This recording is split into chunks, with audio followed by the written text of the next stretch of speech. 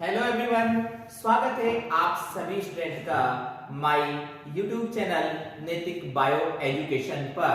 आज हम यहाँ पर डिस्कस करते हैं pre fertilization structures and event, मतलब निषेचन पूर्व संरचनाएं तथा घटनाएं। इनके अंदर बेटा हम डिस्कस करते हैं बीजाणु जनन, जिसको हम माइक्रोस्पोरोजेनेसिस नाम देते हैं, और इन सिटु परिवर्धन के बारे में हम यहाँ पे बात करते हैं। तो बेटा लघु बीजाणु जनन को समझने से पहले हम इससे पहले वाले वीडियो में आपको परागकोश का एक अनुप्रस्थ काट के बारे में हमने जब डिस्कस किया था, तो उसमें हमने आपको बताया था कि परागकोश का जब डेवलपमेंट होता है तब वहां पर एक से ज्यादा आर्किस्पोरियल सेल्स होती हैं या आर्किस्पोरियल कोशिकाएं होती हैं, और उन कोशिकाओं में विभाजन होते हैं। तो विभाजन से क्या होते हैं बेटा, बहुत सारी कोशिकाएं भी बनती हैं और बहुत सारी परतें भी बनती हैं। तो जैसे मैं उसको थोड़ा सा यहाँ पे रिवाइज कराता हूं आपको, कि मैंने आपसे कहा था कि जैसे एक हम टीएस की बात करते हैं, टीएस ऑफ परागकोश, और बेटा परागकोश भी कैसा होगा, तरुण परागकोश। किसकी बात कर रहे हैं हम, तरुण परागकोश, तरुण परागकोश के बारे में बात कर रहे हैं। तो तरुण परागकोश का मतलब क्या हो गया, यंग एंथर। क्या है बेटा, यंग एंथर। इसको हम यंग एंथर भी नाम देते हैं, यंग एंथर। जब एक यंग एंथर का आप टीएस देखते हो, यानी अनुप्रस्थ काट देखते हो, तो इस अनुप्रस्थ काट के अंदर बेटा हमने पढ़ा था कि एक से ज्यादा आर्किस्पोरियल कोशिकाएं होती हैं। क्या होती हैं, आर्किस्पोरियल कोशिकाएं, आर्किस्पोरियल कोशिकाएं, आर्किस्पोरियल कोशिकाएं होती हैं। क्या होती हैं, आर्किस्पोरियल कोशिकाएं। बेटा इन आर्किस्पोरियल कोशिकाओं में यहां पर विभाजन होते हैं। क्या होंगे बेटा, यहां पर विभाजन, और विभाजन से दो कोशिकाएं बनती हैं। कौन कौन सी कोशिकाएं बनती है बेटा, एक बनती है बेटा प्राथमिक पैराइटल कोशिका, प्राथमिक पैराइटल कोशिका, और दूसरी बेटा बनती है प्राथमिक स्पोरोजीनस कोशिका, प्राथमिक स्पोरोजीनस कोशिका। जब आर्किस्पोरियल कोशिकाओं में विभाजन होते हैं तो प्राथमिक पैराइटल कोशिका बनती है और प्राथमिक स्पोरोजीनस कोशिका का निर्माण होता है। बेटा प्राथमिक पैराइटल कोशिका में फिर आगे और विभाजन होते हैं। क्या होंगे बेटा, इसमें और आगे विभाजन होते हैं। तो इन विभाजन से प्राथमिक पैराइटल कोशिका बेटा 3 परतों का निर्माण करती है। कितनी परतें बनती है, 3 परतें बनती हैं। एक परत है बेटा अंतस्थीसियम, अंतस्थीसियम। तो एक परत का नाम है बेटा अंतस्थीसियम। एक दूसरी परत है जिसको हम क्या नाम देते हैं, मध्य स्तर। क्या नाम देंगे बेटा, मध्य स्तर। एक थर्ड परत का नाम है बेटा टेपिटम। ये 3 परतों का निर्माण करती हैं। कौन, प्राइमरी पैराइटल कोशिका। बेटा जबकि प्राथमिक स्पोरोजीनस कोशिका में भी क्या होंगे, इसमें भी विभाजन होते हैं। क्या होंगे बेटा, इसमें भी विभाजन होंगे, और विभाजन में भी बेटा यहाँ पे क्या होगा, माइटोसिस होगा। यहाँ पे कौन सी प्रोसेस होगी, माइटोसिस। इस माइटोसिस से यहां से कोशिकाएं बनती हैं, तो उन कोशिकाओं को हम नाम देते हैं बेटा स्पोरोजीनस कोशिका। क्या नाम देंगे, स्पोरोजीनस कोशिका। और बेटा जब स्पोरोजिनस कोशिकाएं बनती हैं, स्पोरोजिनस कोशिकाएं बन जाती हैं, तो ये स्पोरोजिनस कोशिकाएं क्या बनाती हैं बेटा? टिश्यू बनाती हैं। क्या बनाती है? टिश्यू बनाती है। स्पोरोजिनस टिश्यू बनाती है। और बेटा इन स्पोरोजिनस टिश्यूज की या इन स्पोरोजिनस टिश्यूज की जो कोशिकाएं होती हैं वो एक दूसरी कोशिका के अंदर डिफरेंशिएट हो जाती हैं, कन्वर्ट हो जाती हैं। उनको हम नाम देते हैं बेटा लघु बीजाणु, लघु बीजाणु मात्र कोशिकाएं। क्या नाम देते हैं? लघु बीजाणु मात्र कोशिकाएं। हम उनको नाम देते हैं बेटा लघु बीजाणु मात्र कोशिकाएं। तो लघु बीजाणु मात्र कोशिकाओं का बेटा दूसरा नाम देते हैं हम इनको पराग मात्र कोशिकाएं। क्या नाम देते हैं इनको हम? पराग मात्र कोशिकाएं। इनको हम नाम देते हैं बेटा पराग मात्र कोशिकाएं। तो हमें यहाँ पे ध्यान देना है कि बेटा ये जो पराग मात्र कोशिकाएं हैं, इन पराग मात्र कोशिकाओं का निर्माण किससे हुआ? प्राथमिक स्पोरोजिनस कोशिका से। इससे प्राथमिक स्पोरोजिनस कोशिका से क्या बनी? यहाँ पे लघु बीजाणु मात्र कोशिका या पराग मात्र कोशिका भी नाम देते हैं। इनका निर्माण इससे हुआ। तो ये हमें मालूम चला कि भाई पराग मात्र कोशिकाओं का निर्माण ऐसे होता है। लेकिन इन पराग मात्र कोशिकाओं से एक पराग कण का फॉर्मेशन होता है या एक लघु बीजाणु का फॉर्मेशन या निर्माण होता है, जिसको हम नाम देते हैं लघु बीजाणु जनन नाम देते हैं। तो हम यहाँ पे बात करते हैं भाई एक लघु बीजाणु जनन क्या होता है। बेटा लघु बीजाणु जनन में क्या होगा कि हम मानते हैं कि यहाँ पे सबसे पहले लघु बीजाणु मात्र कोशिकाएं, लघु बीजाणु मात्र कोशिका। जैसे मैं एक लघु बीजाणु मात्र कोशिका के बारे में बात करता हूं। जब लघु बीजाणु मात्र कोशिका में विभाजन होंगे और उन विभाजन से बेटा यहाँ पे क्या बनेंगे? लघु बीजाणु। क्या बनेंगे बेटा यहाँ पे? लघु बीजाणु। तो लघु बीजाणु के अंदर जो विभाजन होते हैं बेटा, उन विभाजन को हम नाम देते हैं अर्ध सूत्री विभाजन। क्या नाम देंगे? अर्ध सूत्री विभाजन नाम देते हैं। क्या बनते हैं यहाँ पे? अर्ध सूत्री विभाजन बनते हैं। यानी अर्ध सूत्री विभाजन से क्या हुआ? लघु बीजाणु मात्र कोशिका ने क्या बना लिया बेटा? लघु बीजाणु।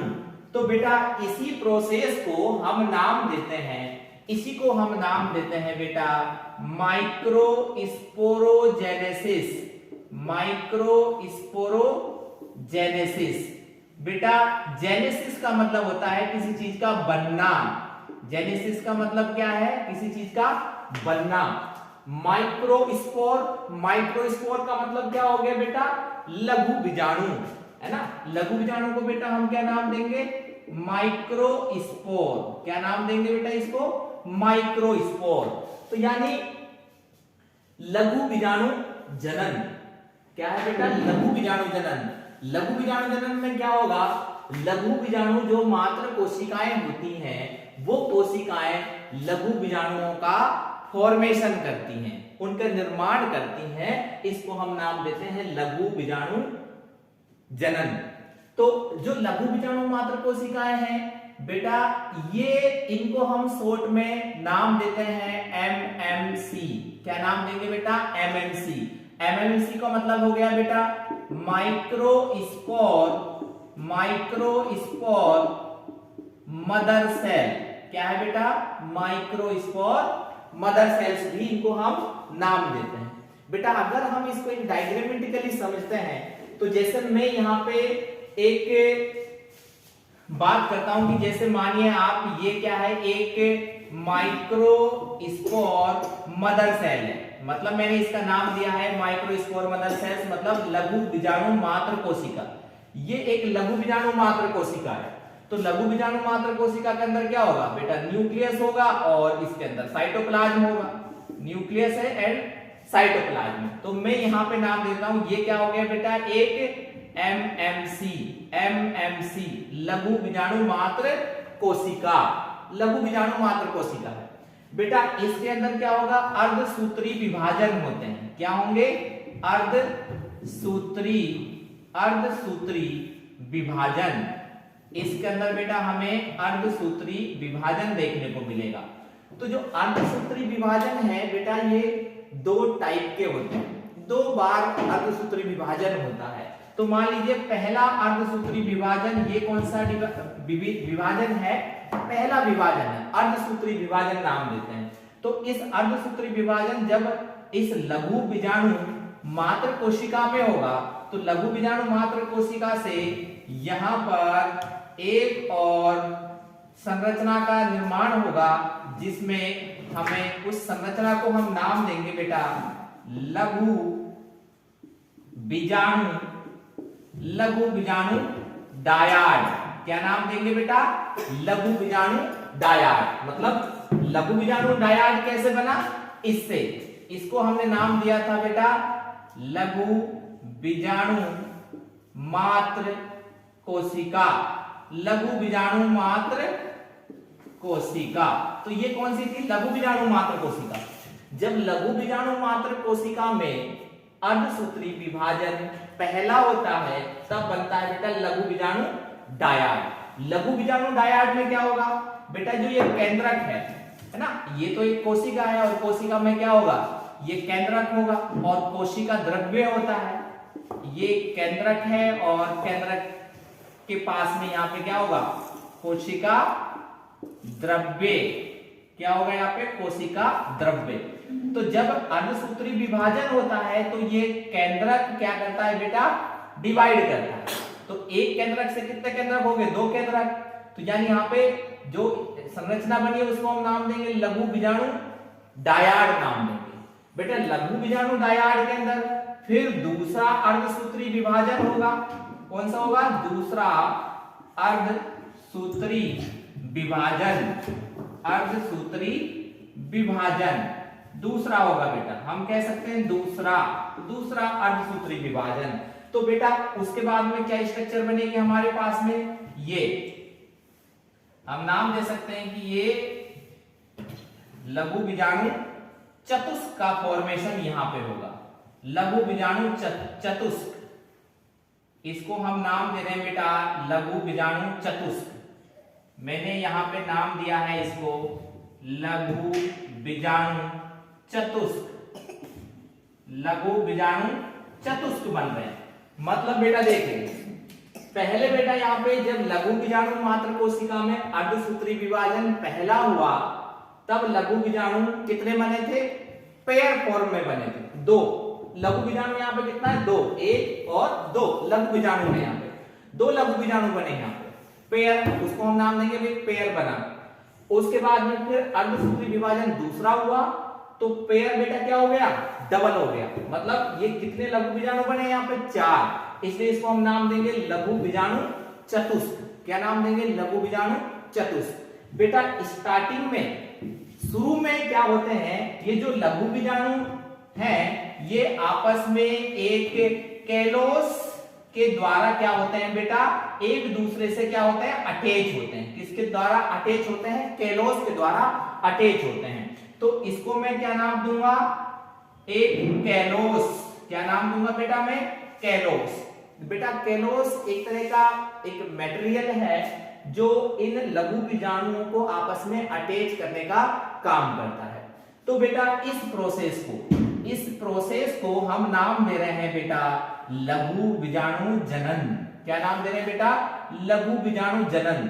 लघु बीजाणु जनन में बेटा मैंने ऊपर लिखा है, देखिए लघु बीजाणु जनन में क्या होता है कि लघु बीजाणु मात्र कोशिकाओं से क्या बनते हैं बेटा, लघु बीजाणु बनते हैं। तो हमने यहाँ पे लघु बीजाणु जनन लिया, लघु बीजाणु मात्र कोशिका ली, तो क्या बने, लघु बीजाणु बने। लेकिन आप देखिए बेटा जो ये लघु बीजाणु मात्र कोशिका है, ये लघु बीजाणु मात्र कोशिका बेटा द्विगुणित होती है। कैसी होती है बेटा, द्विगुणित होती है। लेकिन जब इससे लघु बीजाणु बनते हैं तो ये लघु बीजाणु बेटा कैसे होंगे, ये अगुणित होते हैं। कैसे होते हैं बेटा, ये अगुणित, इनको हम नाम देंगे बेटा, ये कैसे होते हैं, अगुणित होते हैं बेटा। इसका मतलब क्या हुआ कि जो द्विगुणित है ना, इनमें जो गुणसूत्र होते हैं वो डबल होते हैं, लेकिन जब गुणसूत्र में अर्धसूत्री विभाजन होता है तो ये गुणसूत्र जो डबल थे यहाँ पे, अब वो गुणसूत्र कैसे हो जाते हैं, बिल्कुल सिंगल हो जाते हैं। तो इसको हम क्या नाम देंगे, अगुणित। यहाँ पे गुणसूत्र देखने को मिलते हैं। तो बेटा एक लघु बीजाणु मात्र कोशिका से, बेटा एक लघु बीजाणु मात्र कोशिका में जब अर्धसूत्री विभाजन होते हैं तो बेटा यहाँ पर 4 लघु बीजाणु बनते हैं। यानी एक लघु बीजाणु मात्र कोशिका से कितने बन रहे हैं, 4 लघु बीजाणु का निर्माण होता है।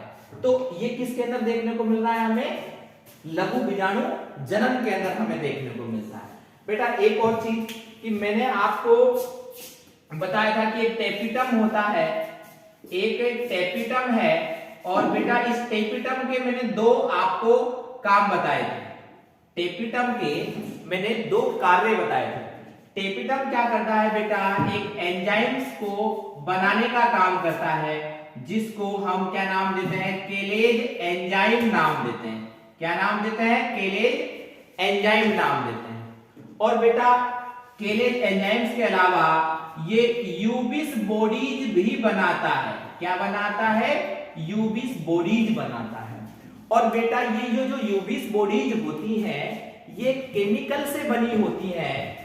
जैसे मान लीजिए बेटा ये यूबिस बॉडीज है, और यूबिस बॉडीज किससे बनी होती है, केमिकल से बनी होती है। इस केमिकल को हम स्पोरोपोलेनिन नाम देते हैं। क्या नाम देते हैं, स्पोरोपोलेनिन केमिकल। ये स्पोरोपोलेनिन केमिकल है, यानी स्पोरोपोलेनिन केमिकल क्या बनाते हैं, एक यूबिस बॉडीज बनाते हैं, और यूबिस बॉडीज बिल्कुल गोल होती है।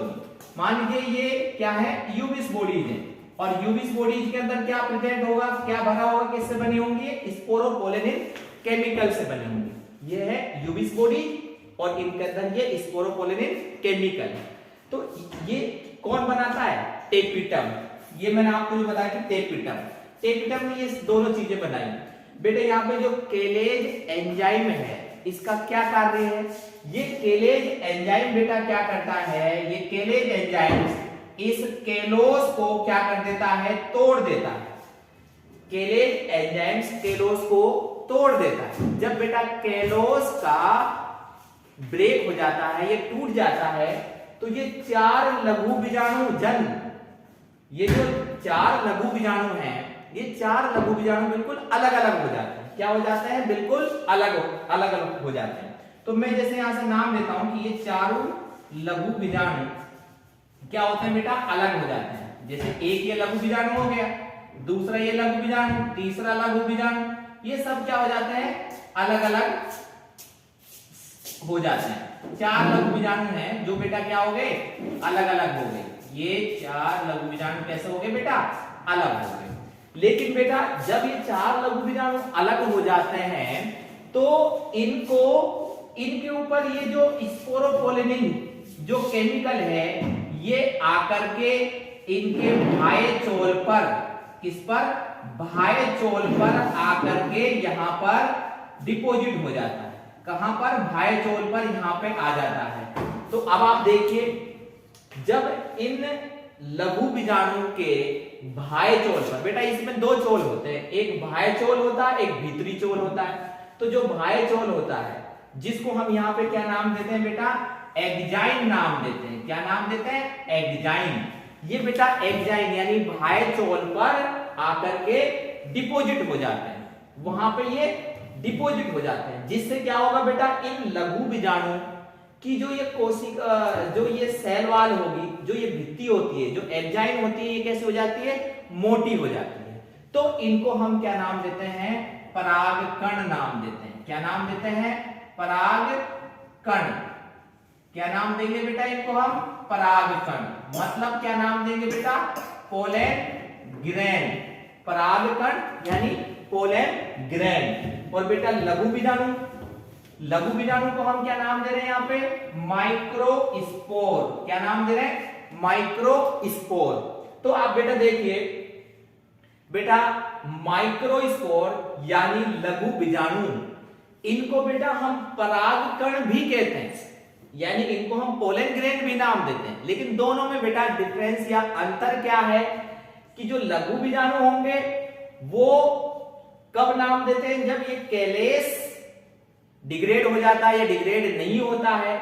यानी जब लघु बीजाणु मात्र कोशिका में अर्धसूत्री विभाजन होंगे तो लघु बीजाणु बनते हैं। लेकिन उन लघु बीजाणु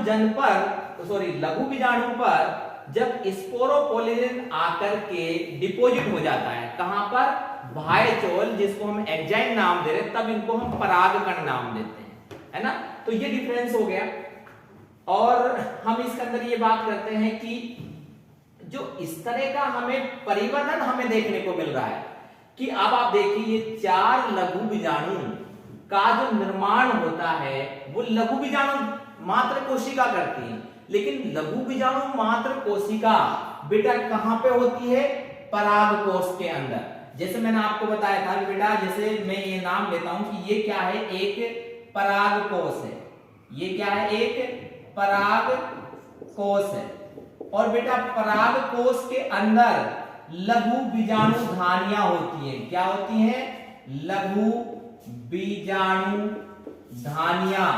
क्या होती हैं बेटा, लघु बीजाणु धानियां होती है। कितनी धानियां होती हैं, 4 लघु बीजाणु धानियां होती हैं। और बेटा इन लघु बीजाणु धानियों के अंदर, लघु बीजाणु धानियों के अंदर क्या बनती है बेटा, एमएमसी बनती है। लघु बीजाणु धानियों के अंदर क्या बनती है बेटा, एमएमसी बनती है। बेटा लघु बीजाणु धानियों को हम क्या नाम देते हैं बेटा, पोलन सेक नाम देते हैं। लघु बीजाणु धानी को हम पोलन सेक भी नाम देते हैं। यानी इन पोलन सेक के अंदर क्या बनती है बेटा, माइक्रोस्पोर मदर सेल्स। बेटा इनको हम पीएमसी भी नाम देते हैं। क्या नाम देते हैं, पीएमसी। पीएमसी का मतलब क्या हो गया बेटा, पोलन मदर सेल्स। क्या नाम देंगे बेटा, पोलन मदर सेल्स। एमएमसी का मतलब क्या हो गया, माइक्रोस्पोर मदर सेल्स। पीएमसी का पोलन मदर सेल्स। क्यों नाम दिया बेटा पोलन मदर सेल्स, क्योंकि पोलन मदर सेल्स का मतलब क्या हो गया, पराग मात्र कोशिका। क्या नाम दे रहा हूं मैं इसको, पराग मात्र कोशिका नाम दे रहा हूं, पराग मात्र कोशिका। क्योंकि ये पराग मात्र कोशिका है, ये पराग मात्र कोशिका है, तभी तो इसने पराग कण का फॉर्मेशन किया है। पराग मात्र कोशिका ने पराग कण का निर्माण किया है, इसलिए इसको हम पराग मात्र कोशिका भी नाम दे सकते हैं। क्या नाम दे सकते हैं, पराग मात्र कोशिका, पराग मात्र कोशिका। तो अब आप देखिए बेटा इन पराग कण का जो निर्माण होता है वो किसके अंदर होगा, पराग मात्र कोशिका में। यानी पराग मात्र कोशिका बेटा कहां पे प्रेजेंट होंगी, कहां पे स्थित होती है, लघु बीजाणु धानी के अंदर। तो बेटा जब लघु बीजाणु धानी के अंदर पराग कण का निर्माण होता है तो इस तरह के परिवर्धन को हम नाम देते हैं इन सीटू परिवर्धन। इन सीटू परिवर्धन का मतलब क्या हो गया कि जब पराग मात्र कोशिकाएं पराग कण का निर्माण करती हैं तो वो लघु बीजाणु धानी के अंदर करती हैं, क्योंकि लघु बीजाणु धानी के अंदर क्या होंगी, पराग मात्र कोशिकाएं होंगी और ये पराग कण का फॉर्मेशन करते हैं। तो इसलिए इनको हम क्या नाम देंगे, इन सीटू परिवर्धन। इन सीटू का मतलब अंदर, क्या कि पराग कण का जो निर्माण है वो लघु बीजाणु धानी के अंदर होता है या फिर पराग मात्र कोशिकाएं करती हैं, तब उसको हम नाम देंगे इन सीटू परिवर्धन। तो बेटा इसको एक तरह का हम प्रीकोशियस भी नाम देते हैं, प्रीकोशियस परिवर्धन भी नाम देते हैं। क्या नाम देते हैं, प्रीकोशियस परिवर्धन भी नाम देते हैं बेटा, प्रीकोशियस परिवर्धन, इसको हम प्रीकोशियस परिवर्धन भी नाम देते हैं। प्रीकोशियस परिवर्धन का मतलब क्या है बेटा कि देखिए पराग कण का जब निर्माण हो जाता है, लेकिन बेटा ये जो पराग कण का निर्माण होता है ये पराग कोश के स्फुटन से पहले बन जाते हैं। क्या बन जाते हैं, जब पराग कण का निर्माण स्फुटन पराग कोश के स्फुटन से पहले होता है तब उसको हम प्रीकोशियस परिवर्धन नाम देते हैं। मैंने क्या बोला कि पराग कण का जो निर्माण है वो पराग कोश के स्फुटन से पहले होता है तब उसको हम प्रीकोशियस परिवर्धन नाम देते हैं। तो आज हमने बेटा यहाँ पे डिस्कस किया है आपको लघु बीजाणु जनन, इन सीटू परिवर्धन, प्रीकोशियस परिवर्धन। आज के लिए बेटा इतना ही। अगर आपको ये बहुत अच्छे से समझ में आया बेटा तो इस वीडियो को लाइक, सब्सक्राइब और शेयर जरूर करें।